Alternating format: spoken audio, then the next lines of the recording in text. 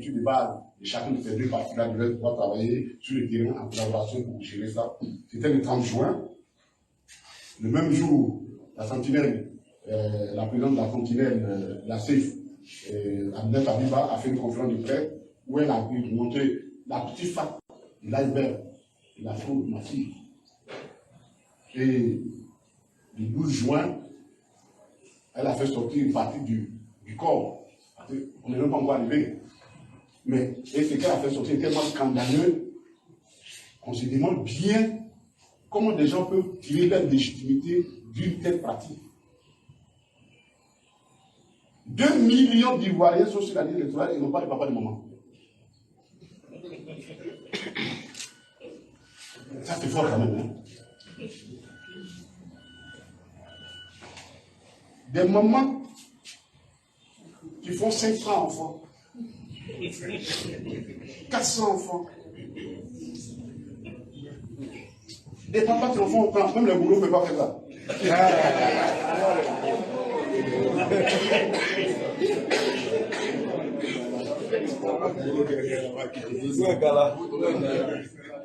« 250 enfants. »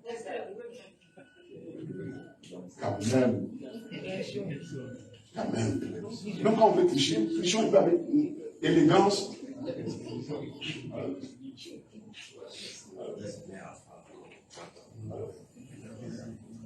Alors, hier, le 14 juin, on allait leur donner ce que le travail qu'eux n'ont pas fait.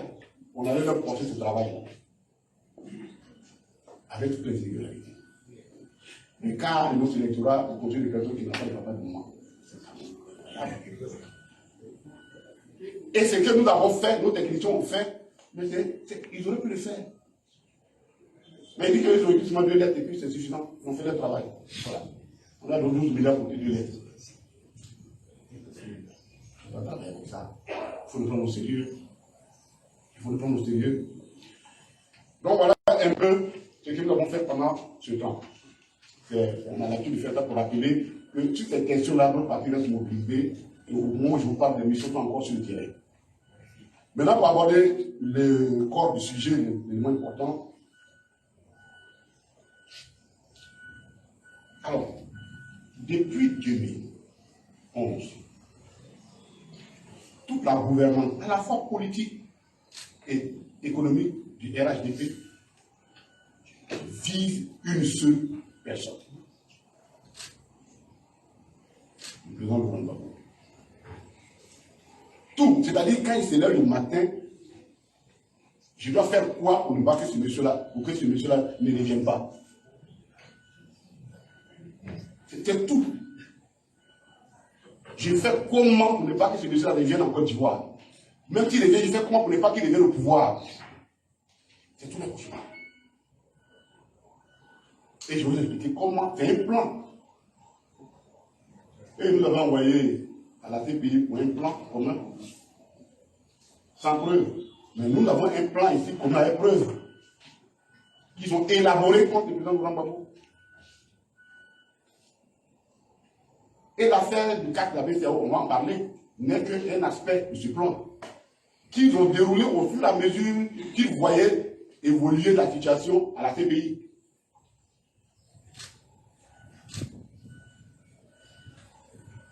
La première chose qu'ils ont faite, le 11 avril, nous avons arrêté le président Laurent Gbagbo. Chacun de nous s'est cherché. Ceux qui n'ont pas pu se chercher sont souvent en prison.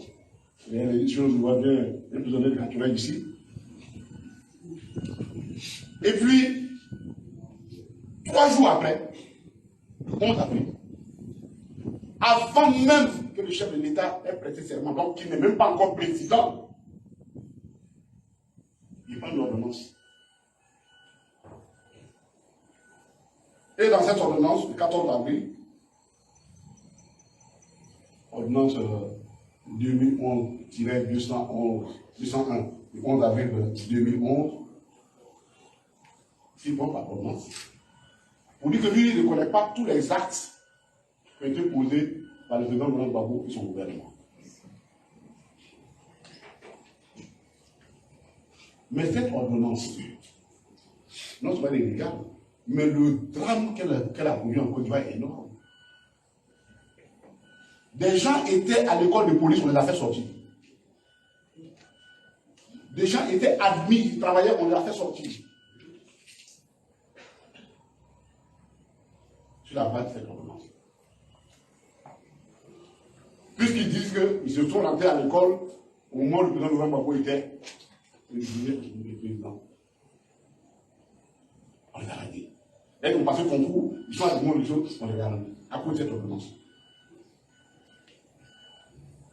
Et pourtant, elle est totalement illégale et inacceptable. Et c'est sur cette ordonnance-là que les juges vont s'appuyer dans l'histoire de la BCAO là pour qualifier les faits légaux qui ont été posés comme étant des faits délictuels. Elle est illégale pourquoi? C'est-à-dire, je ne sais, de deux choses l'une, soit dans l'euphorie, ce qu'on appelle l'état d'ébriété des nouveaux arrivés au pouvoir, parce qu'il y a un état d'ébriété dans lequel ils sont, ça leur fait enlever la raison, mais aucun juriste sur terre ne peut demander ça. Ça, c'est un tel argument.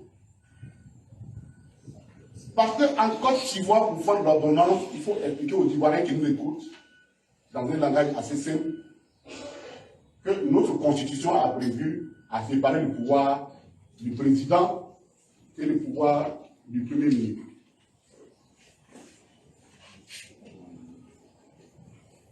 Du président et de l'Assemblée nationale. Il dit, voici, président, voici ton pouvoir exécutif. Gouvernement, député de l'Assemblée, voici votre pouvoir. Mais comme on est dans un système un peu présidentiel, bon, compliqué, il dit, bon, mais de façon exceptionnelle, il peut arriver que pour des raisons d'urgence, le président soit appelé, l'exécutif, à travailler dans un domaine qui n'est pas le sien de l'Assemblée nationale. Dans ces conditions, il demande aux députés à l'Assemblée, donnez-moi l'autorisation, puisque je vais travailler dans un domaine qui est le vôtre, je veux que vous m'autorisiez à le faire. Et les députés s'assient et prennent une loi qu'on appelle la loi d'habilitation. Et généralement, ça dure 1 an. Parce qu'à la fin de l'exercice, il faut ratifier ça, il faut lui donner valeur légale, parce que ça ne vient pas de l'Assemblée nationale. Il faut lui donner donc la valeur d'une loi, et pour que ça donne la valeur d'une loi, il faut que l'Assemblée nationale adopte ça et endosse ça comme étant une décision. Et alors on quitte le cadre d'ordonnance pour devenir une loi. Le 14 avril 2011, quelle Assemblée nationale s'est réunie pour donner pouvoir à M. Ouattara de prendre cette discussion? Pourquoi le député était en prison, sort en exil, personne ne se souvient que l'Assemblée nationale s'est réunie. Donc, il n'y a pas de loi d'habilitation. Et évidemment, s'il n'y a pas de loi d'habilitation, il ne peut pas avoir de loi de ratification. Je n'ai pas donné le pouvoir pour faire quelque chose, donc je ne peux pas te ratifier. Donc, cette ordonnance, elle n'a ni loi d'habilitation, elle n'a ni loi de ratification. Donc, en droit, elle est nulle. Elle est nulle. Je le dis haut et fort pour que les magistrats qui s'atteignent dans leur bureau et qui pensent que parce qu'on leur a donné un pouvoir, ils peuvent abuser de ce pouvoir-là, ils vont finir par nous envoyer tous en prison parce qu'on ne va pas se faire là-dessus. Donc l'ordonnance est injuste. Et au dialogue politique, lorsque nous avons abordé la question, il dit ah non, c'est même pas, on n'a pas besoin de la loi d'habilitation, ni de la loi de ratification, parce qu'on a étudié l'article 48.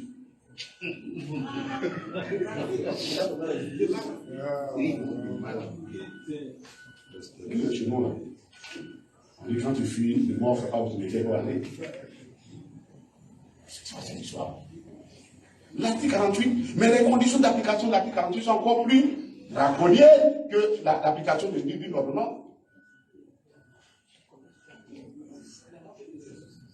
C'est quelqu'un qui a fait un minimum de droit, ne peut pas dire ça. Parce que dit l'article 48, circonstances difficiles, le pays dans une situation difficile, c'est en fait ce qu'on appelle la dictature circonstancielle. toutes les structures des institutions d'État acceptent de fonctionner, on remet tout le pouvoir des gens qui demandent à vérifier du pouvoir au président. Comme le président l'a fait, que la chef d'État devienne candidat.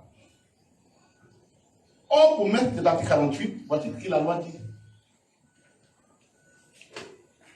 Premièrement, le président qui sollicite ce l'article 48 demande l'avis du président du Conseil constitutionnel, l'avis obligatoire. Il y a André, il était au Ghana.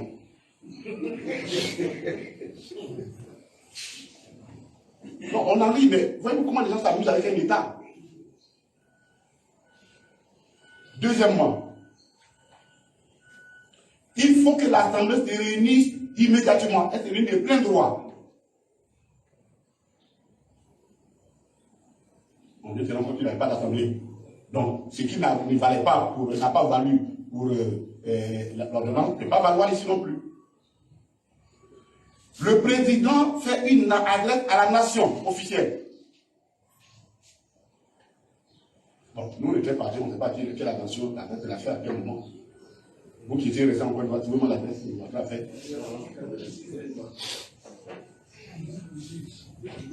Donc, aucune des conditions de l'article 48. Et pourtant, c'est cette ordonnance-là sur laquelle vous avez. Mais vous savez pourquoi? Ça règle leur problème pour Laurent Gbagbo, mais ça règle un problème pour eux. Parce que quand ils avaient pris cette décision-là, ils ont même dit, ils ont donné instruction au trésor public de ne pas reconnaître comme salaire payé les 3-4 mois de salaire que nous avons payé aux fonctionnaires, de ne pas les reconnaître dans l'aide de fichiers comptables. Et le trésor est bloqué. Mais je fais comment? On a dit que l'argent payé. Parce que si on passe les écritures comptables, le vol ne se justifie plus. Je sais pas si vous voyez un peu la logique. Si je ne passe pas l'écriture comptable, donc le vol ne se justifie. Mais en tant que le trésorier, lui, il a prêté serment. Il sait qu'il a fait sortir de l'argent qui arrive dans une situation. Donc lui, il ne parle pas, il met ça en compte d'attente, il attend. De toute façon, ce n'a pas été l'argent volé. C'est lui qui a exécuté la dépense. Donc, il est obligé de mettre ça en compte d'attente. Mais pourquoi ils ont fait ça? Parce qu'à peine on est tombé, moi j'étais au Accra, et j'ai vu sur France 24 que Sarkozy, en tout cas le gouvernement français, offre 400 millions d'euros à la Côte d'Ivoire pour payer les arriérés de salaire. Je me dis, mais enfin, de quel arriéré de salaire s'agit-il? Puisque nous avions payé les salaires. Et sur les 400 millions, 200 millions avaient déjà compté, déjà payé. Qu'ils ont payé. Qui fait à peu près autour de 130 milliards.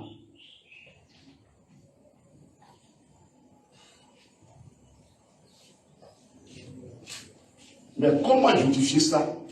Donc eux, par cette ordonnance, l'argent qu'ils ont pris, parce que dans la tête, ils n'ont pas payé les 200 milliards. Ils n'ont pas payé les fonctionnaires 2 fois. Donc l'argent qu'ils ont pris, eux, on ne sait pas ce qu'ils en ont fait. C'est ça, eux veulent qu'on comptabilise comme étant des salaires. Et les salaires qui ont été régulièrement payés, ils veulent qu'on laisse à côté.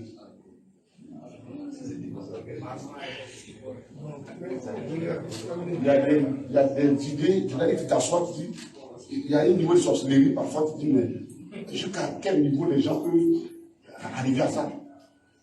Donc, parce que dans la tête, c'est le détournement des deniers publics. Parce que si tu me dis, le détournement des deniers publics, il fallait forcément que tu aies de l'argent. C'est-à-dire qu'on t'a donné l'argent pour quelque chose et toi, tu l'utilises à beaucoup de fins. Si tu dis que c'est des salaires, alors que les salaires ont été payés, donc tu as fait quoi cet argent? Et donc, le Trésor a mis toujours en attente ce compte-là, le compte d'attente, jusqu'à chaque fois, la Cour des comptes les relance. Parce que vous ne pouvez pas, les comptes d'attente, ils durent 1 an. Après, il faut régulariser. C'est-à-dire qu'à la fin de l'exercice budgétaire, comptable, il faut les régulariser. C'est ceux qui ont fait un peu de comptable, qui savent ça au moins. Ils ne les régularisent pas. Et donc, la Cour des comptes est embêtée, parce que vos comptes que vous allez, ce ne sont pas des comptes réguliers. À force de dire, ah oui, finalement, le Trésor était obligé de leur écrire. Vous dites, ah non, non, vraiment, vous avez raison, Mais l'argent, on nous a demandé de ne pas reconnaître le salaire des fonctionnaires qui ont été payés, de ne pas les reconnaître. Ça veut dire quoi?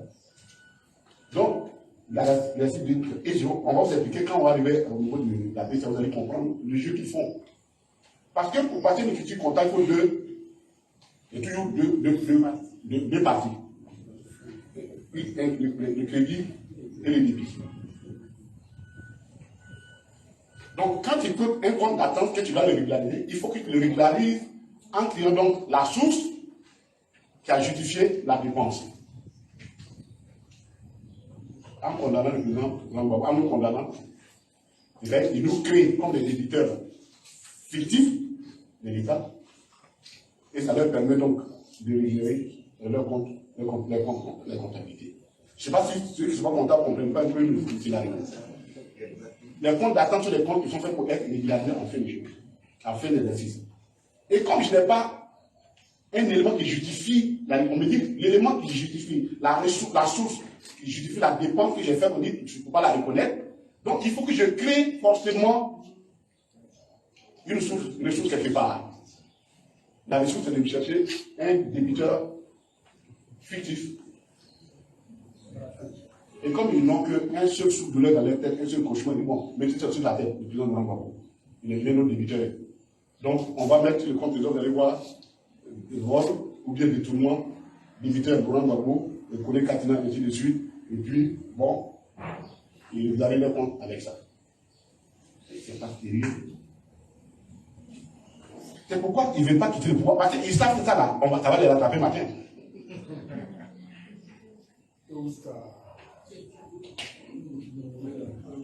Donc, ça, c'était l'ordonnance. Les journalistes voulaient tous les détails, hein, parce qu'on n'a plus le temps pour écrire ça. Le petit détail sur l'ordonnance, c'est que pour faire une ordonnance pour l'application, il faut être président de la République. C'est pour qu'il faut avoir prêté serment.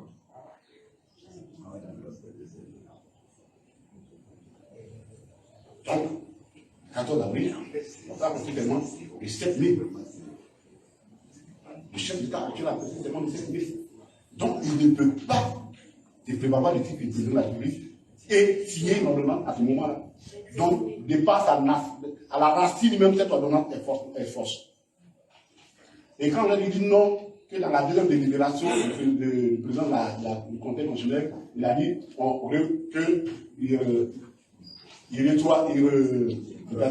il donne une légalité rétroactive aux décisions qui ont été prises. On a répondu non. Il n'a même pas cette compétence-là. Le président du Conseil constitutionnel ne peut pas dire autre chose que la Constitution dit. La Constitution dit qu'il a pris fonction à partir de tel jour. Tu ne peux pas faire ça. Et même si à figurer que ce soit vrai, alors il faut que l'acte en lui-même soit fondamentalement, d'abord, il respecte les normes qui soient intrinsèquement légales. Qui soient légales. Or, ce n'est pas un acte légal. C'est comme si je disais, si tout ce qu'on a tué pendant cette période-là, moi et André, je vous demande que c'est légal. Non.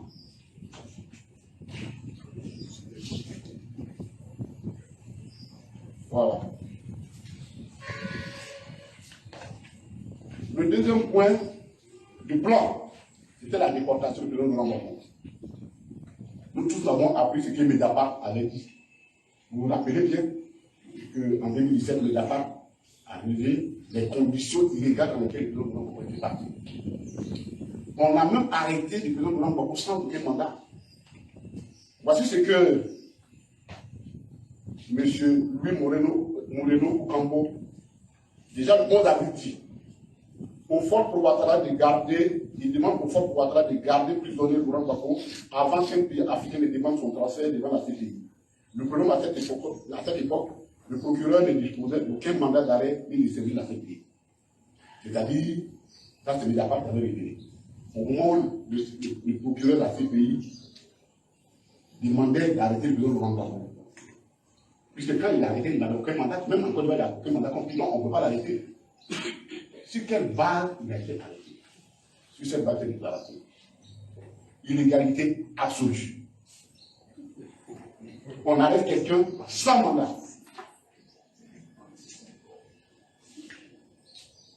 Le 3 juin 2013, le président devant, il passe devant le 5 janvier 2012, il passe devant les magistrats. Il a été confié le 29 mars, le 29 novembre.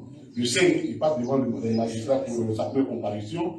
Le 12, en principe, on lui donne, on a confirmé, on ne va pas rentrer dans les détails, mais comprenez que la CPI, il n'y a pas de juge d'instruction à la CPI, comme chez nous ici. Donc quand on vous envoie, il y a une chambre qui regarde, est-ce que l'affaire est sérieuse, et ainsi de suite. Et déjà, le 3 juin 2013, la chambre est arrivée à la conclusion qu'il n'avait aucune preuve pour que le président Laurent soit poursuivi, même pas poursuivi par la CPI. Encore une fois, on aurait appelé ça le non-lieu. Mais quand il n'y a pas de preuve contre quelqu'un, il y a le voir, on le fait partout. Mais comme leur obsession, c'était comme moi, pour ne pas que le monsieur revienne en Côte d'Ivoire, encore pendant les 10 ans qu'il avait donné comme mandat à la telle chef, parce que maintenant, dans le Bachou, c'est pas les gars qui ne regardent pas. Parce qu'on s'est donné compte, on dit, ton adversaire va le bloquer pour 10 ans pour toi. On finit là, toi, il faut lui donner 5 ans de plus. Les gars ne regardent pas.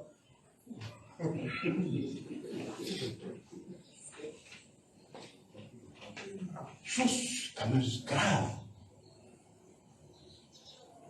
En juin 2012, Fabius, ministre de comment on appelle, de l'affaire étrangère, alerté par le même réseau de Ocampo, il se déplace et on donne instruction à la CPI pour maintenir le président Laurent Gbagbo et aller chercher, demander au juge d'aller chercher des preuves supplémentaires. C'est-à-dire qu'on t'arrête, on ne sait pas, il n'a aucune charge contre toi, mais on t'enferme, on dit va chercher les preuves supplémentaires, va chercher les raisons pour lesquelles on l'a arrêté, pas les chercher maintenant. C'est exactement ce que ça veut dire.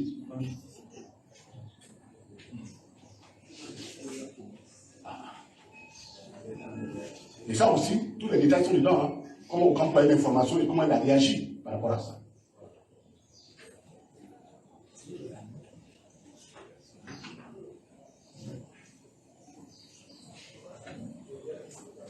Et nous avons fait la suite. Mais vous savez-vous, Dieu est Dieu. C'est-à-dire ceux qui... Quand la juge a fait, puis a fait demander son appel, mais j'ai ri. Parce que finalement, qu'est-ce qui s'est passé? Si on avait libéré le président Laurent Gbagbo le 3 juin 2010, le président Laurent Gbagbo était encore susceptible d'être poursuivi parce qu'il n'était pas acquitté. C'était un non-lieu. Un non-lieu, ce n'est pas un acquittement. Le juge dit, ah, moi, je n'ai pas sur l'élément, je ne peux pas te poursuivre. Ça ne veut pas dire que tu es innocent, mais tu restes encore parce que tu as d'autres éléments que tu peux te poursuivre. Ce n'est pas un acquittement. Mais les éléments pour lesquels on avait demandé le non-lieu et qu'ils ont refusé pour que le président sorte, finalement, c'est les mêmes qui vont intervenir en fin de procédure quand le juge va dire les éléments que vous m'avez envoyés sont d'une faiblesse exceptionnelle et que je ne peux pas condamner, on ne peut pas poursuivre le procès. Mais cette fois-ci, on ne l'envoie pas comme un non-lieu, on lui donne un acquittement, c'est-à-dire qui met fin à la procédure. Vous voyez-vous un peu, les mêmes causes auraient produit des effets différents, un effet en 2013 qui aurait été différent. Le président aurait été libre, mais sous la capacité d'une poursuite. Mais là, nous sommes en 2018. Là, c'est un acquittement total sur la base des mêmes faits. Cette prise-là, même quand on ne croit pas en Dieu, il y a beaucoup de signes qui méritent pour lesquels on se pose beaucoup de questions.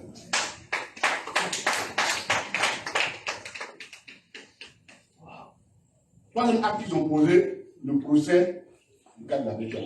Alors, ce procès, c'est le seul procès au monde où les juges ne souhaitaient pas que le condamné soit présent.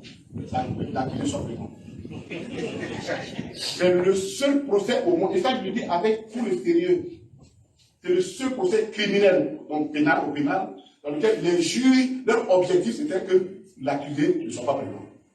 Et je vous explique pourquoi.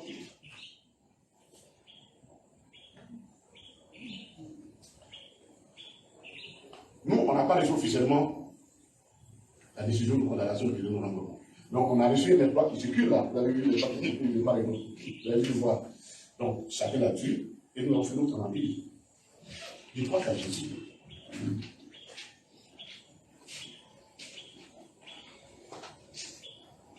Quand on a lu, quand il a fini de lire ces documents, j'ai dit, celui qui a un minimum de conscience, aussi gros qui est un grain de fonio. Vous savez, chez nous, vous connaissez le fonio? Non, le grain vient beaucoup d'eau. Un grain de fonio va comprendre la manipulation qui est associée.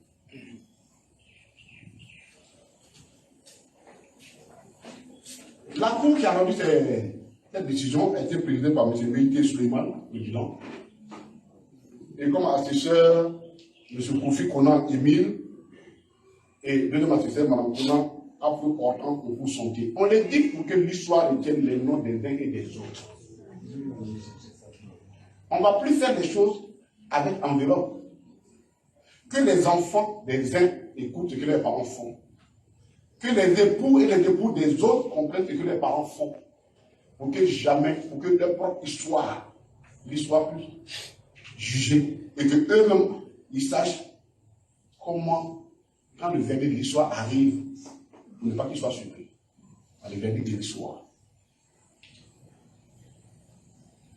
Le ministère public était représenté par le procureur Richard lui-même. C'est un dossier où il n'a pas donné à quelqu'un. Lui-même était président.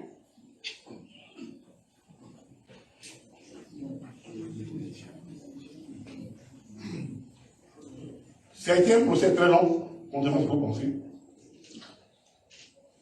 Comme quoi, tout ce qui concerne le président de la Banque, c'est le procès qui ne sont jamais à court. Le procès a commencé en 2015. L'affaire a été appelée la première fois en 2015. Devant un tribunal constitué qui avait été un premier tribunal.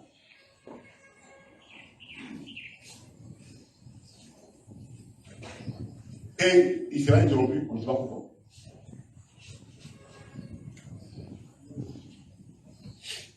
Et les 7 sujets qui ont fait l'appel la première fois. Après, et en 2016, il est revenu, il a été constitué, les juges sont revenus sur l'affaire, et ils ont donné leur verdict le 21 juin 2016. Le président de cette cour, le juge Ahmed Koulibaly, va reporter la séance. Et dans ce rapport, il dit ceci. Les éléments sont en l'état insuffisant pour juger. Les éléments sont en l'état actuel insuffisant pour juger. Plus loin, il argumentera pour dire qu'aucun élément ne permet pour l'heure de connaître la somme d'argent qui a été volée dans les coffres de la BCAO en janvier 2011, ni la valeur marchande des préjudices que cela a causé. C'est des propos du juge qu'on a vu dans les prêts, dans la presse. Donc, il n'y a pas de délibéré. Parce que les juges qui ne sont pas là. Et puis, c'est que dans leur langage, ils ont abattu les délibérés, c'est-à-dire ils reportent une date. Voilà. Et ils ont instruit un membre de ce tribunal-là d'aller mener des enquêtes supplémentaires. Et ils mènent ces enquêtes au juge. Toutes les personnes, et c'est à ce moment-là que les juges vont découvrir que c'est une histoire qui échappe leur entendement. Puisque tous ceux qui étaient avant français étaient volés, la BCAO des banques, quand on est allé les voir, les gens disent, nous on ne témoigne plus, on a fait nous dire, on ne l'a pas volé. Seules 2 banques ont témoigné déposé, qu'on appelle la déposition déposée, il y a la CNCE et la BNI. Mais la déposition de la CNCE est très intéressante. Puisque le directeur de la CNCE dit oui, ma banque a été braquée, mais elle a été braquée le 19 avril par les SSI. Wow. La déposition là, c'est un magistrat qui dit ça. Il a même donné le numéro d'immatriculation de véhicule. Oui, c'était volé, c'est vrai. Mais c'était le 19 avril 2011 et c'était volé par les FSI. Déposition du directeur dans la CNCE.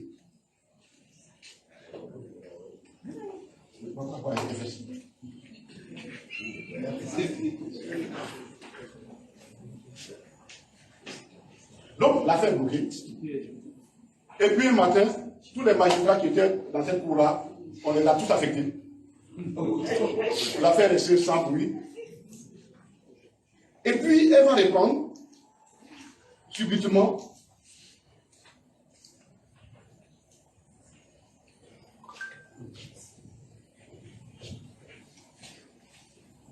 elle les prend subitement en novembre 2017. Dans la deuxième quinzaine du mois de 2017. Mais elle répond, et il y a une coïncidence du calendrier. C'est que le porte-parole du président Laurent Gbagbo est parti rendre visite au président Laurent Gbagbo. Et il a fait une conférence, il a été reçu à TTV5 le 1er novembre 2017. Et il décrit, à dire, regardez cette conférence, les conditions de détention du président Laurent Gbagbo, que beaucoup d'Ivoiriens ignoraient.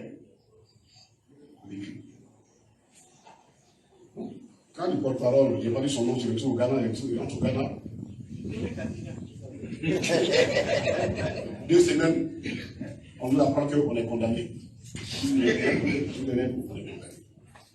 Donc, dans la réalité, c'est cette coïncidence. Est-ce que c'est une coïncidence de soutenir Lazare? Mais, je l'ai dit, nous le disons pour que les gens écoutent et savent comment ça fonctionne.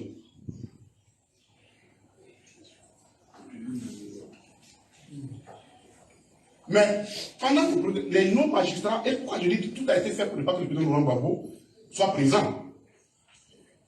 Quand la nouvelle cour vient, toutes les exceptions qui avaient été relevées, c'est-à-dire toutes les irrégularités, on appelle exceptions, c'est-à-dire les fautes, en fait, la non-observation des procédures qui avaient été relevées devant cette cour, notamment que cette cour était incompétente pour connaître le président du candidat Laurent Gbagbo. 2, la procédure n'avait pas été respectée. Troisièmement, l'assignation, c'est-à-dire on te cite à personne, c'est-à-dire on te donne ta convocation là, dans les mains de celui qu'on poursuit, ou moins dans des conditions qui sont telles que la personne est censée avoir reçu ça. Toutes ces exceptions ont été soulevées. Mais la nouvelle cour qui vient, et dont j'ai soulevé les membres tout à l'heure,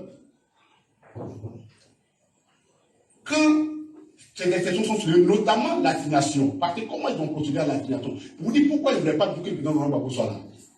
Mais le président de la dit tout l'univers, c'est même pas le monde, c'est tout l'univers. Tout l'univers, les acteurs de Mars, partout, tout le monde sait que le président Laurent Gbagbo était à la CPI. Et il est allé là-bas par un avion présidentiel. Human 3. Je ne connais le nom. Je connais le nom du pilote. Tout le monde sait, sauf les juges ivoiriens. Et ils ont donné l'assignation à une autre personne. Et quand l'avocat, le président qui est informé, arrive, il dit, mais attendez, votre étude, ce n'est pas sérieux, vous ne pouvez pas faire ça, c'est illégal. Les juges disent, non. Écoutez bien, tu n'as pas la parole ici.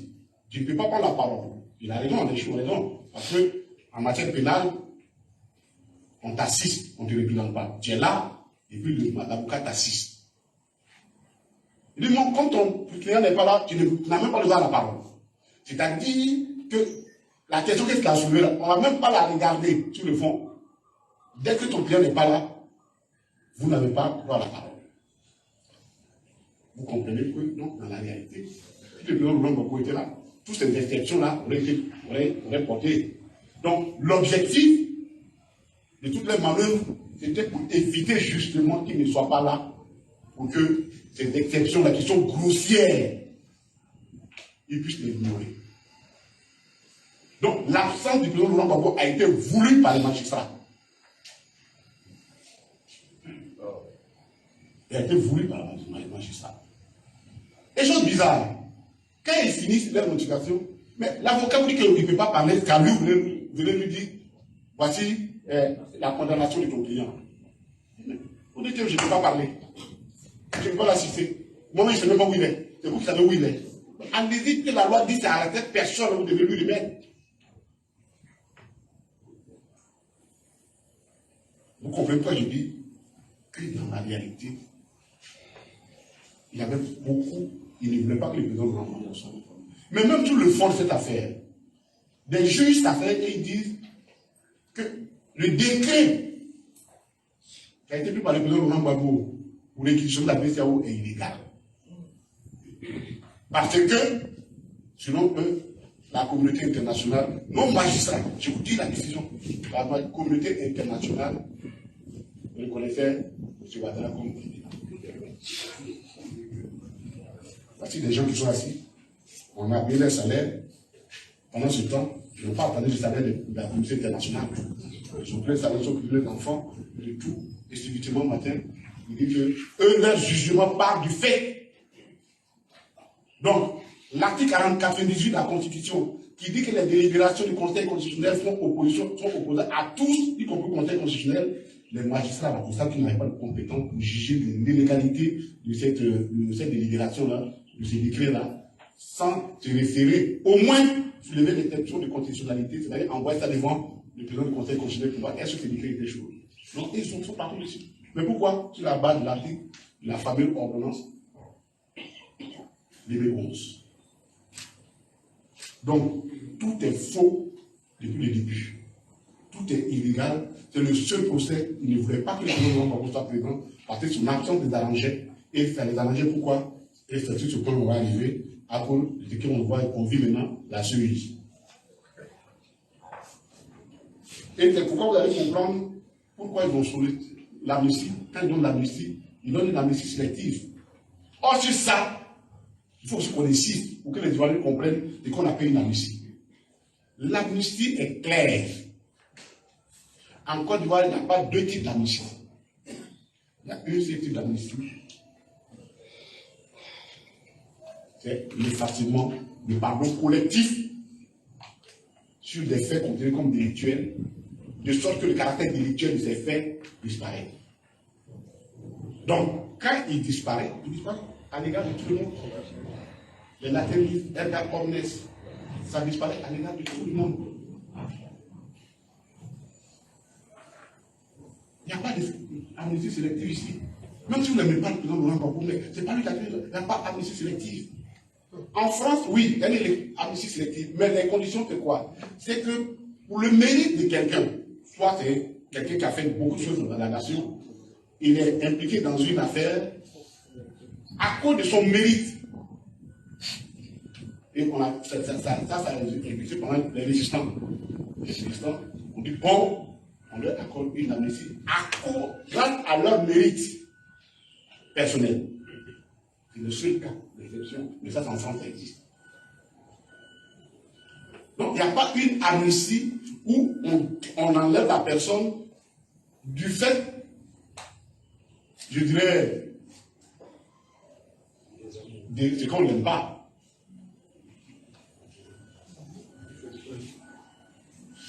Voyez-vous un peu la différence, chers amis? Donc, voilà la réalité. Voici la réalité. Donc, cette amnistie, elle-même aujourd'hui, le président Laurent Gbagbo est en droit d'exiger qu'elle soit appliquée. Parce que vous ne pouvez pas effacer des faits et puis les maintenir. Ça veut dire quoi?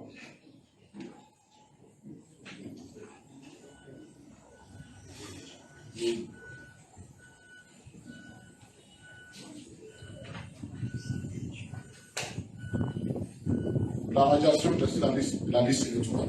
Donc, tout cela, c'était pour ça. Vous voyez le scénario, comment c'est organisé jusque-là.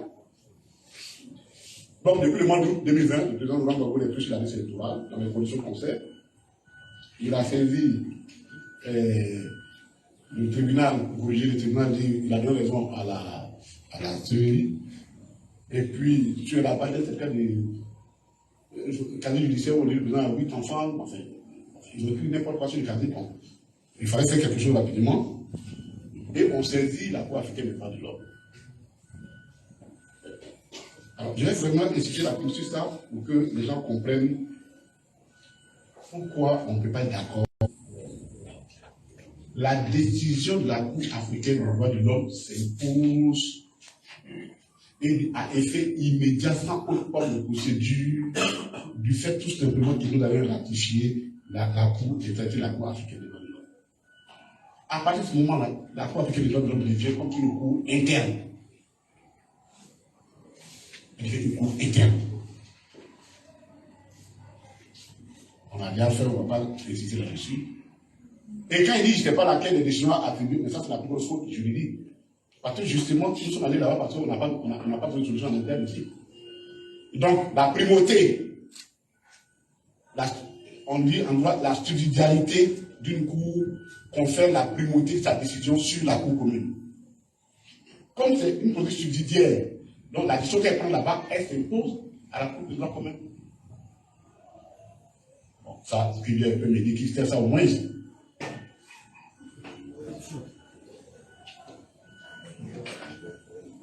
Donc, l'opérateur en fin de course, pour parachever le plan de la CEI. Tout ça, c'est calculé pour qu'on en arrive à ce que nous devons.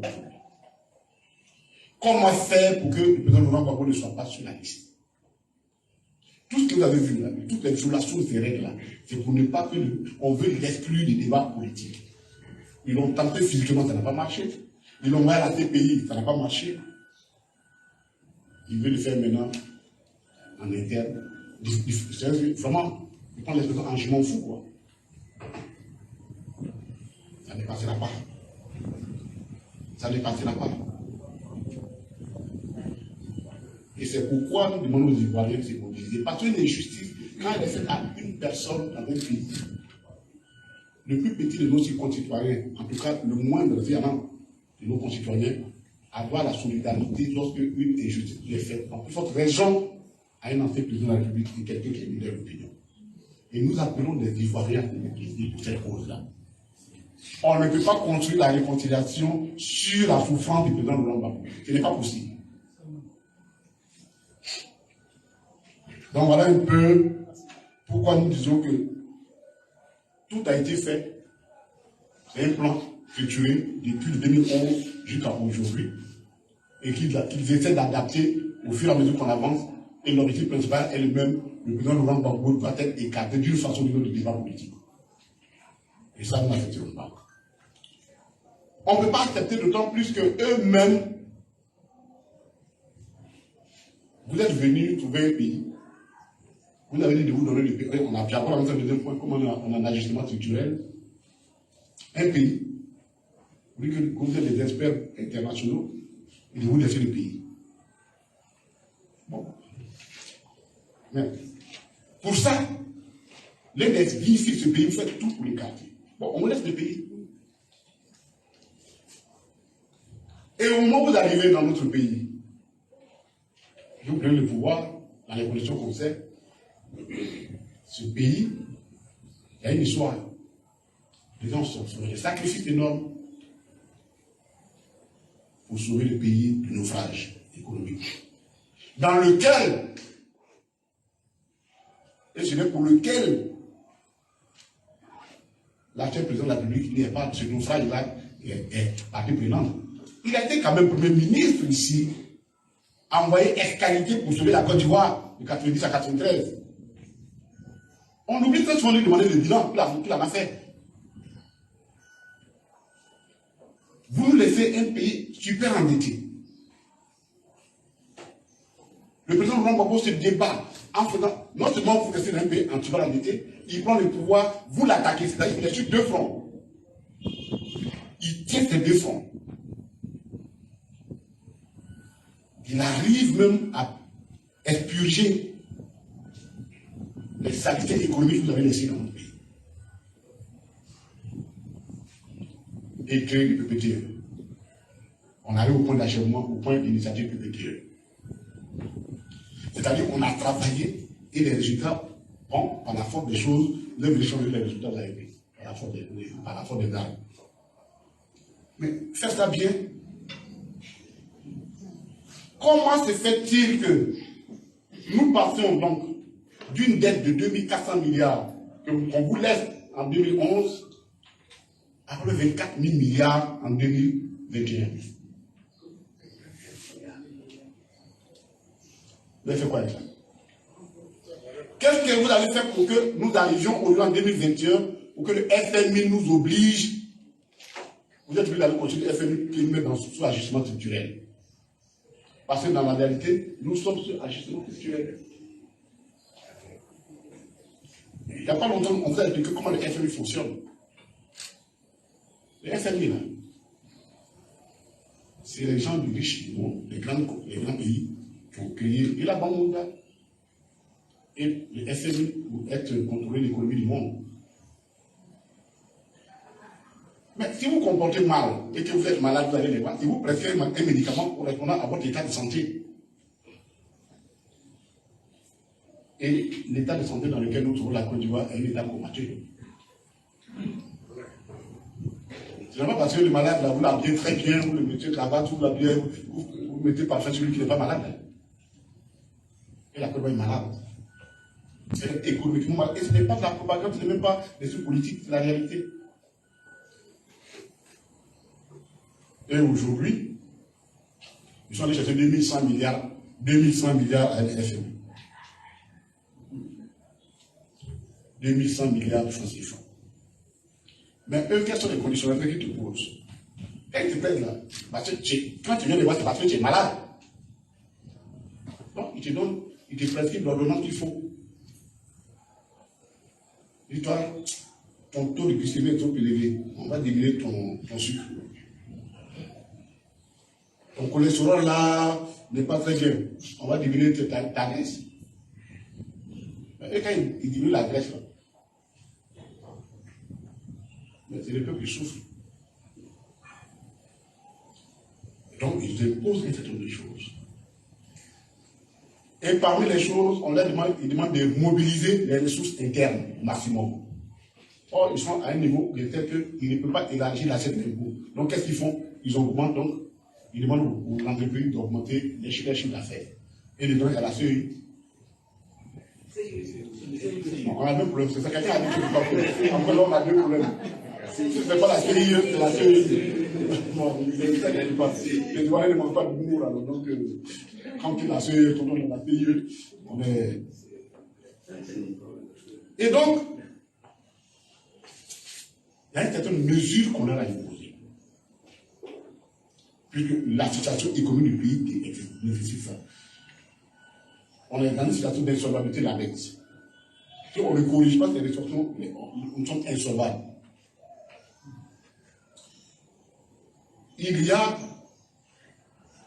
la question de l'inadéquation entre les charges de l'État et les ressources. Donc, les gens se posent beaucoup de questions. Qu'est-ce que vous avez fait de l'argent que vous avez amassé? Donc, on leur a posé un certain nombre de conditions. Ils doivent augmenter leurs recettes intérieures. Et comment les augmenter? C'est de frapper sur le secteur du productif. Première tentative qui n'a pas marché, Internet. Vous vous souvenez? Le gouvernement qui a demandé d'augmenter le coût du data. En augmentant 18% de TVA là-dessus, ça augmente les chiffres. C'est un produit. Si tu ne peux pas augmenter le taux, augmente la matière, et puis tu augmentes, ton produit augmente. Il faut qu'il augmente l'électricité. Alors, ils disent non, c'est pas grave, on a exclu les classes sociales, ainsi de suite. Mais ça, parfois, les gens ils parlent comme si. Ok. Quand vous avez exclu les classes sociales là-dessus, et vous mettez là sur les entreprises là, parce qu'ils ont augmenté, les entreprises aussi ont augmenté les coûts là-dessus.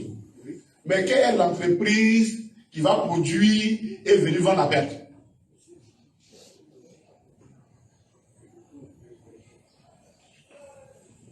Mais pourquoi nous sommes arrivés à des bénéfices de la télé? Dans la réalité, qu'est-ce qui se passe? La politique, la propagande de la politique, ce n'est pas de la politique. On fait la propagande pendant un mois pour gagner les élections. Mais quand on finit là, la propagande est finie.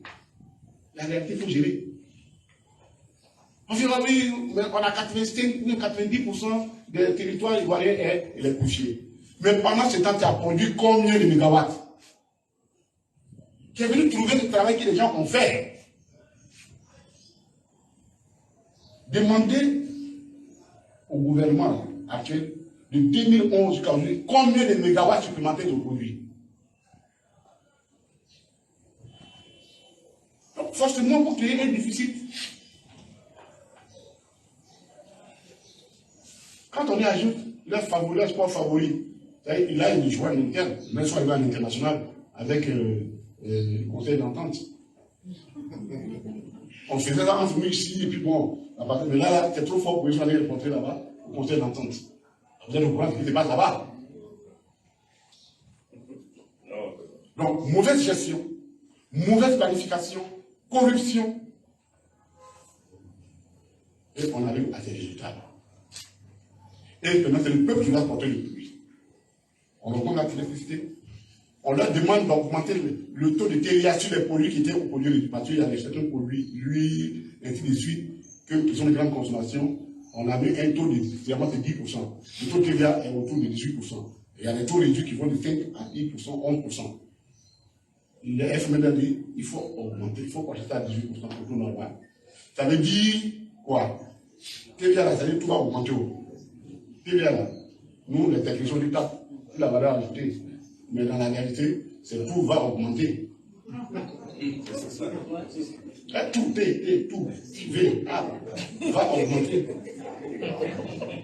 Donc, si vous touchez sur le taux de la TVA, donc tout augmente.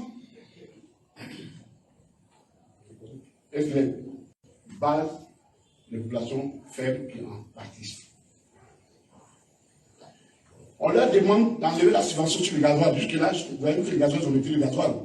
Vous ne pouvez pas tenir. Si vous n'avez plus d'argent, vous tout est subventionné. Donc, il faut augmenter, il faut enlever la subvention sur le gasoil. Et qui dit, vous avez la subvention sur le gasoil, le transport, enlever la subvention sur le blé, on leur impose. Mettre la TVA sur certains produits, y compris les médicaments, on leur demande. Oui, mais parce qu'ils n'ont pas le choix. Donc, actuellement, ils freinent. Ils freinent pour attendre les élections. Parce qu'ils ne veulent pas tout faire maintenant pour qu'on les chasse pendant les élections. Donc, ils freinent, mais pour l'électricité, ils ne peuvent pas tenir. Et là, ils sont en train, ils n'ont pas fini l'électricité. Ils sont en train de réfléchir s'il ne faut pas qu'ils viennent aux factures mensuelles.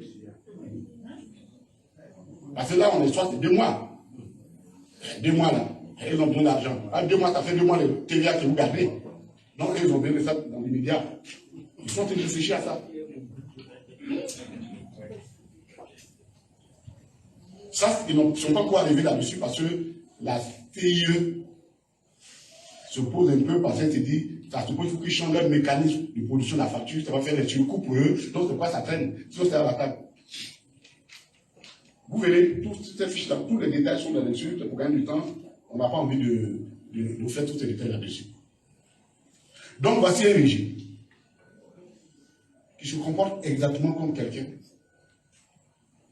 qui est chez lui à la maison, qui n'a pas les cheveux et qui va acheter des paix. Et sa priorité, c'est d'acheter des paix.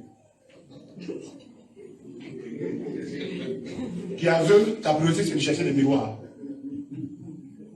C'est comme ça exactement le régime là fonctionne. L'inversion des priorités. Un ami qui a faim, il dit je cherche le miroir.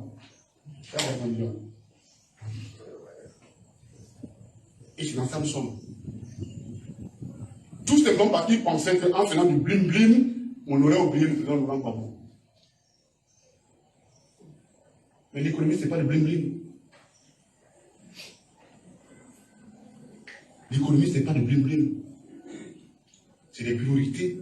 Quand vous prenez la dette et que vous investissez, il faut que dans les 10 ans avant que, vous commencez à rembourser, c'est la période que vous avez la période de grâce, vous puissiez, votre investissement vous permettre de faire face au remboursement. Mais si vous êtes incapable de le faire, et vous êtes dans ça, et c'est dans ce contexte-là énorme que nous vivons. Et c'est dans ce contexte que la paupérisation grandissante avec la mévente des produits de rente, nous allons en parler à la prochaine tribune, sur l'anacarde notamment. Comment l'anacarde au nord, comment ça aussi il y a une propagande sur l'anacarde qui a justifié aujourd'hui la situation. La prochaine tribune, on va en parler. Et voilà ce que ce gouvernement nous envoie. Non seulement ils sont capables de régler, ils sont incapables de régler les problèmes économiques de la Côte d'Ivoire, mais en tenant compte, ils cherchent à créer des troubles en s'attaquant sur des questions qui sont manifestement porteuses de troubles. On ne sait pas pourquoi. Donc, chers camarades, c'est un dossier complet de 24 pages qu'on a préparé pour vous. Vous aurez tous les chiffres sont dedans, sur la CEI, tout. CIE, tous les chiffres sont dedans, et ainsi de suite, pour qu'on explique à nos compatriotes qu'il est temps qu'on dise au régime RADP, c'est bon. Et c'est ce que le président a dit, l'évêque a dit. Il n'a rien dit d'autre. Il n'a rien dit d'autre. Tu dis que tu es venu construire 5 universités, on ne sait pas où c'est. Parce que Boitier a dit ça avant. Moi, je dis, on ne sait pas où c'est. Mais on est quand même là. Oui. Bon, il dit qu'on est dans 2 mondes différents. Oui. Nous, on est dans vraiment 2 mondes différents. Je vous avais dit, je vais finir par là. Ceux-là, c'est les spécialistes du rugby. Nous, on joue au football. Et ils sont très bien. Ils sont dans leur monde. Oui. Nous sommes dans notre monde. Le monde que nous vivons là, c'est le monde de la pauvreté. C'est le monde de la rareté. C'est le monde de l'échec scolaire.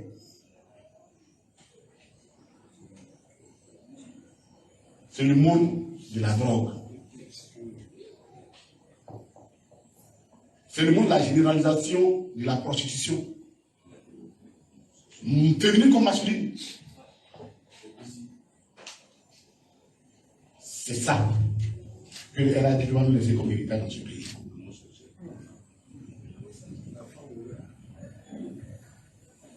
C'est ça qu'il veut nous laisser dans ce pays. Et il ne veut pas qu'on en parle. Et comme ils n'ont plus d'idées, ils font une extorsion de fonds.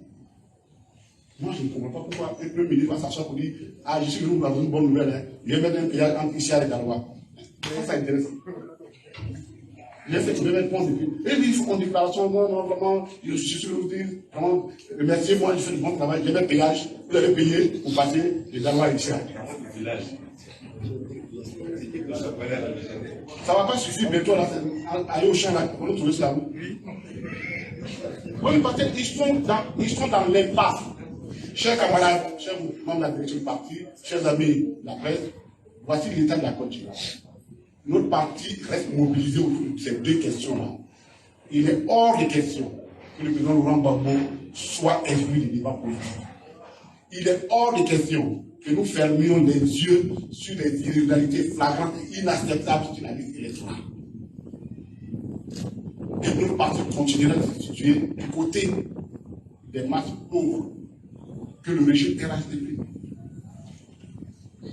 Et c'est chaque jour davantage de pousser dans la pauvreté. Ils prennent des initiatives. Filets sociaux. Moi, les gens m'ont appelé à l'Est, chez les Labrons, pour dire que les filets sociaux, là, ça fait déjà 4 mois que ça va beaucoup ce matin.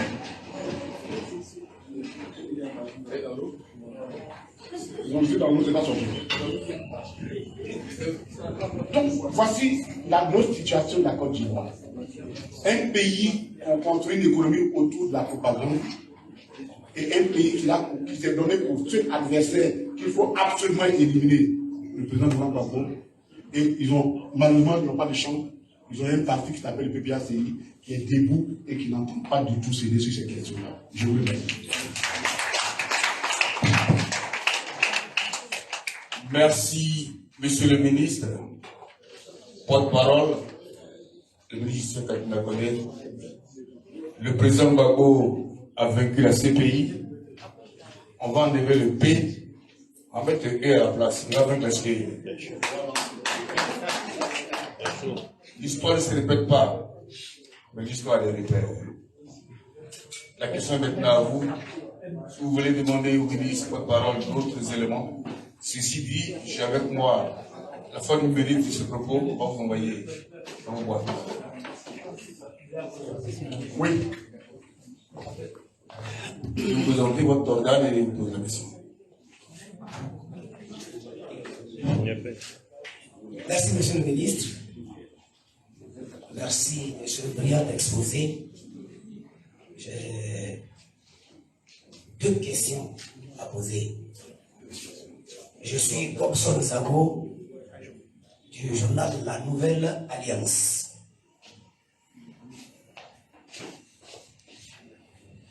Au départ, vous avez dit que vous êtes allé voir le Premier ministre pour le cas du président Gbagbo. Vous avez échangé avec lui. Quelle a été également la réponse qu'il vous a donnée et qui peut aujourd'hui rassurer les Ivoiriens? Deuxièmement, vous avez dit que vous êtes allé déposer, je crois, les requêtes à la CEI. Quelles ont été les réponses qui vous ont été données par cette institution? Je vous remercie. On a l'habitude de faire le petit contact. Alors, nous sommes allés voir le Premier ministre, comme vous avez dit, pour lui rappeler ses obligations, ses responsabilités. Mais comme toujours, il nous a compris et qu'on maintient le dialogue, on maintient le dialogue, alors on reste en contact. Mais je peux vous dire que ça n'a pas été une réunion facile pour eux. Parce qu'on les a mis devant les faits accomplis. On leur a dit cette vérité. Au moins cette rencontre a eu le mérite de la vérité. Et pour nous, ça a été une très bonne rencontre. Et le dialogue continue. Donc, nous attendons. Et nous espérons que le nom de notre président va être sur la liste. Donc, voilà ce que je peux vous dire sur la question. Nous n'étions pas allés pour demander quoi que ce soit. Nous sommes allés voir le président. On n'est pas allés demander. On allait dire au président, au Premier ministre, qu'en tant que premier responsable, ce n'est pas qu'il y avait le dialogue politique. Le dialogue politique visait à taire toutes les proches de conflits possibles dans notre pays. Mais c'est ce que vous avez de commencer là. Parce que quand il demande, il dit que ce n'est pas lui, que c'est un problème politique. Et que lui, il a écrit seulement les noirs là. Il a écrit au ministre de l'Intérieur, Bagondé qui est là. Bon, lui, qui t'a écrit. Et tu dis que toi, tu as reçu qu'il y a encore combien 23 000 morts. Je ne sais plus combien de choses. Et ainsi de suite. Donc, les choses, c'est là que ça m'était. Je pense qu'on s'est parlé, on a rougi les yeux, je crois qu'on s'est compris. La CEI, en tout cas, elle était heureuse, hein. Apparemment, on est dans 57 milliards, mais nous, on n'a pas ça. Mais on a fait le travail pour eux. Mais au-delà de ça, et que nous devons leur dire, c'est que nous avons mis du sérieux pour faire ce travail. Et nous espérons qu'ils mettront du sérieux pour traiter notre requête. Parce que c'est quand même scandaleux que dans ce pays-là, un matin on se lève que il y a 2 millions de nos compatriotes qui n'ont pas de papa et de maman. Quand même. Qu'une femme peut te faire 500, 600 enfants. J'ai vu, il y a deux nos camarades là, du coup non. Il a fait quelque part, il a vu que dit, elle appelle ça dans notre dame de la fertilité. On a mis du sérieux. Le président Laurent Gbagbo a eu le nez creux, comme toujours, le compas dans l'œil quand il a dit qu'il fallait créer CIF. Au début, il a dit non. Et vous avez compris la réaction. Au début, non, ça, le président Laurent Gbagbo cherche pas là. On leur a dit, voyez-vous, je crois qu'on va pas le dire là-dessus, mais j'avais dit ici. Moi, je suis dans mon village. Mes enfants meurent tous les jours. J'ai dit, je vais chercher quelqu'un pour m'envoyer un médicament pour ne plus que mes enfants meurent. Toi, tu te dis que non, je cherche pas là. C'est toi qui tues mes enfants. C'est toi qui tues mes enfants. Et c'est qu'on a, ils pensaient que c'était une association de plus qu'on avait créée pour la propagande. Mais on leur a donné ça. Chiffre à la pub. Et c'est les 2 millions là, on n'a pas, c'est nominatif. On s'est dit, on est 4 ans, il n'a pas de papa, de maman. On leur a donné. Ils sont tous nés en 1900. 1er janvier 1900. Donc, en tout cas, ils semblaient heureux qu'on ait fait le travail à leur place. Oui.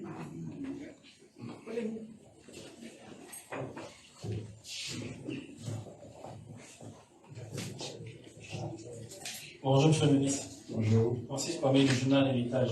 Il y a deux questions. Il vous est souvent proposé de recourir à vos députés à l'Assemblée nationale, histoire d'introduire une proposition de loi d'amnistie. Est-ce que vous y pensez?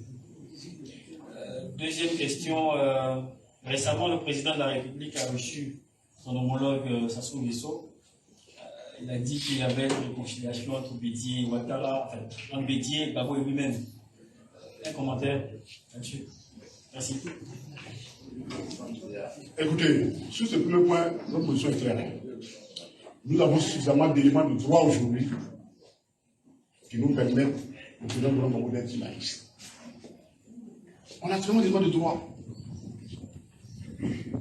Et il ne faut pas que les gens nous poussent à la faute. On a l'Assemblée qu'on est comme majoritaire.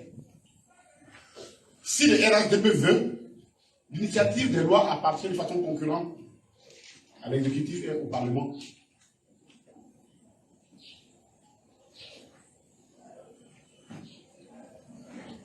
S'ils sont sérieux, alors que le président de la République, comme il a fait une ordonnance en 2016, puis prendre l'initiative de la loi, le projet de loi.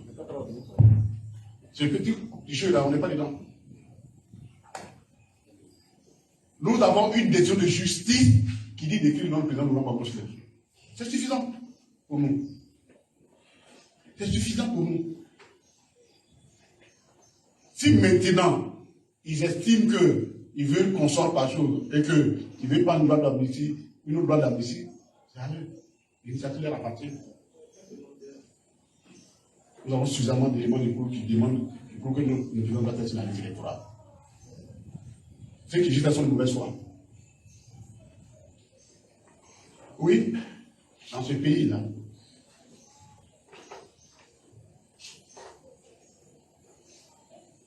oui, il peut dire qu'on est réconcilié. On a 20 ans, on a combattu pour aller là où il est allé.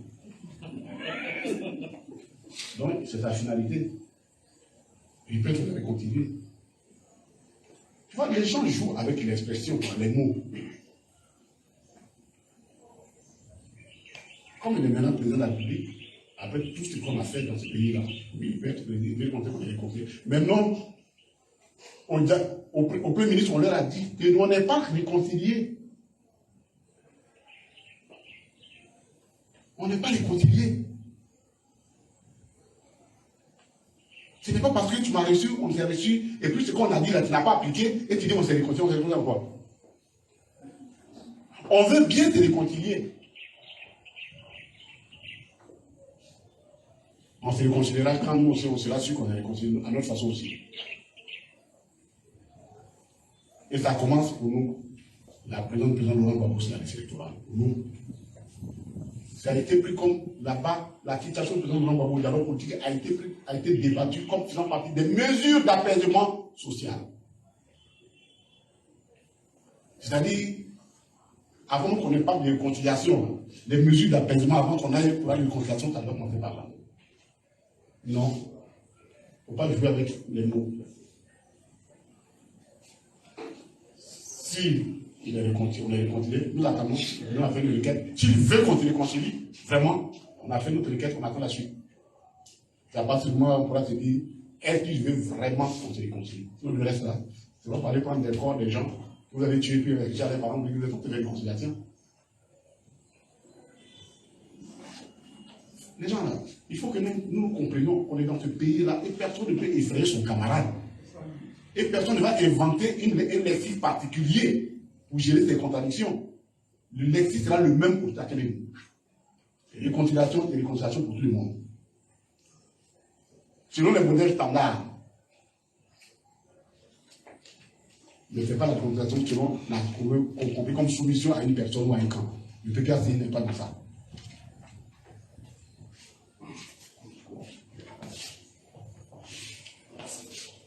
Je suis Ferdinand Bailly du quotidien Le Temps. Il est clair que cette liste est écrite par tous. Malgré tout ce que vous avez fait, toute la dénonciation que vous avez fait autour de cette liste, malgré tout le combat que vous menez, si vous n'êtes pas écouté, quelle sera l'attitude vis-à-vis des élections? Ok. Nous sommes. Vous savez, on a un principe dans notre parti.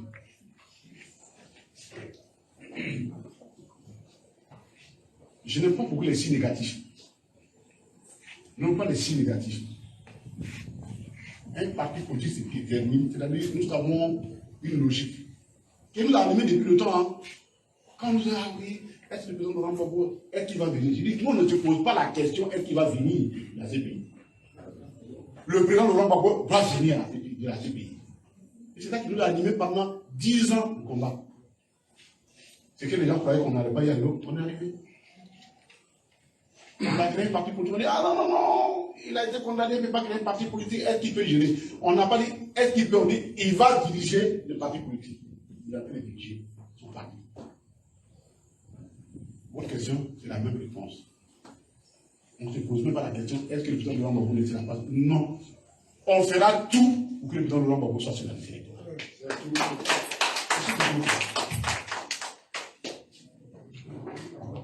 Dans nos pays, contributeur à Opéra News, Monsieur le ministre, j'étais dans le Nord-du-Bois le week-end passé. J'ai assisté à des séances d'explication conformément aux missions que le parti a dépêchées sur le terrain, samedi à la Côte, ensuite dimanche à Divo. Et dans le Nord-du-Bois, quand on écoute les populations, il y a une onde de choc après cette décision de la CEI concernant le président Gbagbo. Mais en même temps, il y a une préoccupation relative aux élections. Donc les populations sont divisées entre ils ne savent pas quelle approche il faut avoir entre faire la pré-campagne et puis mener le combat du président Laurent Gbagbo. Alors qu'est-ce qu'il faut leur conseiller? Mais la bataille du président Laurent Gbagbo, c'est bien la pré-campagne. C'est un sujet mobilisateur. C'est quoi la campagne? C'est de mobiliser les gens pour leur parler, je fais ça. Là, nous, on cherchait quelqu'un qui allait le sujet de campagne, et ils nous l'ont donné. Ils nous l'ont prêté, vraiment gratuitement. Parce qu'en Côte d'Ivoire, quand il dit, venez, il va parler de Laurent Gbagbo, même les parents viennent. Ceux qui n'écoutent jamais ce politique, ils gênent. C'est l'occasion qui est donnée. Non, nous faisons les deux à la fois. Nous faisons les deux à la fois. Et le sujet du président Laurent Gbagbo, là, pour nous, c'est un sujet mobilisateur. Et ces missions-là, vous avez bien vu comment elles ont été organisées. D'ailleurs, le secrétaire général a bien organisé ces missions en les confiant aux candidats eux-mêmes dans les localités avec qui le candidat est dans les localités. Ce n'est pas gratuit, ce n'est pas anodin. Nous sommes en pré-campagne. Et notre mot d'ordre est simple.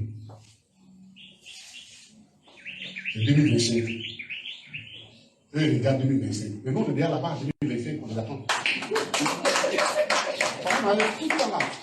Tout ce qu'ils font là, c'est rien, hein? C'est 2025 qui les inquiète. Mais nous, on est déjà là-bas, on vous attend. On attend là-bas le président Laurent Gbagbo. Parce que sérieusement, ce pays-là, il faut qu'une fois pour toutes, on finisse avec ça. On finisse avec ça. Autre chose?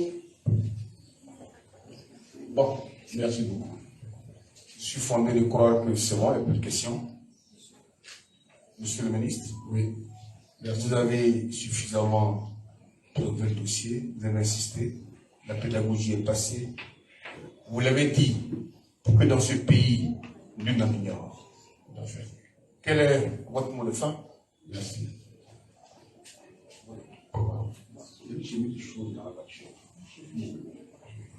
J'ai oublié de présenter cette chemise. Je vais terminer par là. Cette chemise est présentée. Parce que l'histoire de la BCAO, on ne peut pas s'amuser avec ça. Parce qu'elle doit être jointe au document qu'on va vous fournir. La chose, c'est qu'il y a dedans la convention que l'État de Côte d'Ivoire a signée avec la BCAO. Convention signée d'un côté par Charles Bibi, représentant de l'État de Côte d'Ivoire, de l'autre côté, Dakouri Henri Tablé, gouverneur de la BCEAO. Et cette convention, la voici. Je le copie. Convention relative au remboursement des enquêtes agents de la BCEAO de Bouaké, Ma et Korogo entre la République de Côte d'Ivoire et la Banque africaine des États d'Afrique de l'Ouest.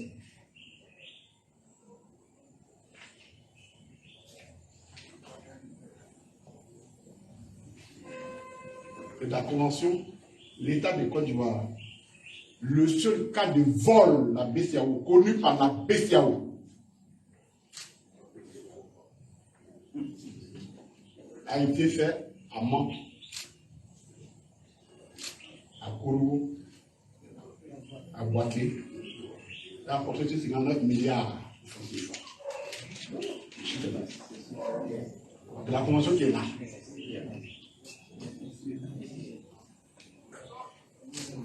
Et selon les textes de la BCEAO, l'État de Côte d'Ivoire a décidé de prendre en charge et a décidé de payer 6 milliards par an jusqu'à épuisement des 59 milliards.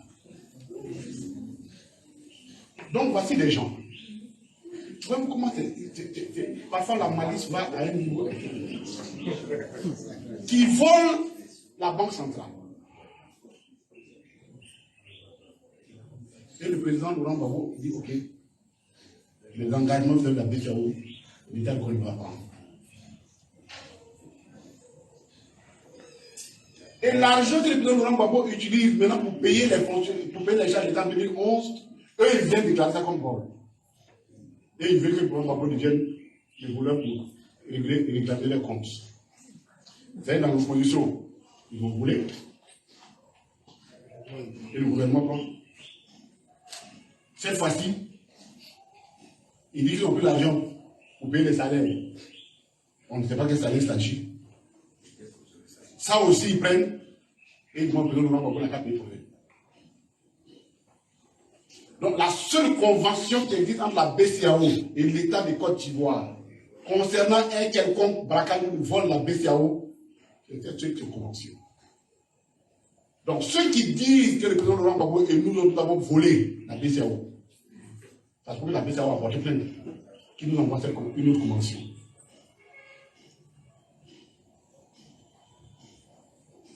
C'était signé le gouverneur Philippe Henri Daboui Tabou. Voilà. Ça a été fait le 4 12 2008. Pour l'État de Côte d'Ivoire, le ministre de l'économie et des finances, Charles Lévy. Ouais. Au PPRTI, on n'est pas au hasard. On avait fouillé la convention, on l'a trouvée. Donc, il n'y a jamais eu de vol à la BCEAO en 2011. Et on n'acceptera jamais que politiquement et moralement, les gens s'acceptent pour pouvoir salir l'honorabilité, la dignité de quelqu'un qui a consacré toute sa vie pour se battre pour la liberté et pour le respect de l'intégrité de l'homme. On peut faire la politique autrement. On peut faire la politique autrement. Et à force de concentrer sur le président Laurent Gbagbo, le pays brûle, ils ne s'en rendent même pas compte. Par leur gestion économique chaotique. On les a fait sortir de PPTE et nous on les conduit au PPTE. Et le nom c'est moi qui a changé. Nous c'est même PPTE. Donc chers amis, notre parti est déterminé et ne reculera aucun prétexte jusqu'à ce que la question du nom de Laurent Gbagbo soit établie.